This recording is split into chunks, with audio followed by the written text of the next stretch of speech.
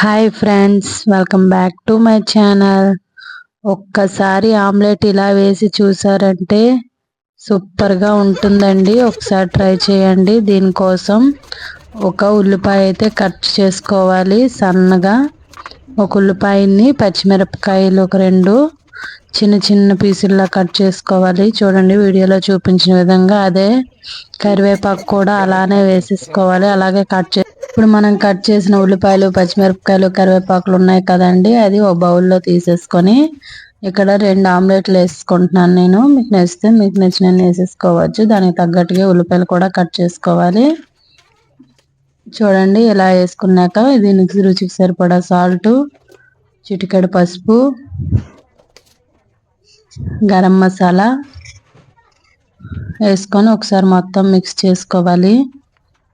బాగా మిక్స్ చేసుకుంటే ఆమ్లెట్ బాగా వస్తుందండి. చూడండి ఇలా మిక్స్ చేసుకొని పెనం వేడి చేసుకోవాలండి గ్యాస్ మీద.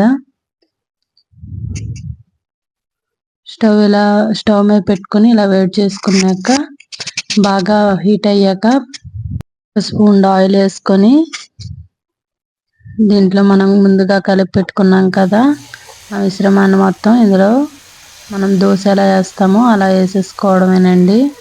కొంచెం స్పూన్తో ఇలా సర్దిసుకోవాలి మొత్తం, ఉల్లిపాయలు ఒకే దగ్గర ఉండిపోకుండా.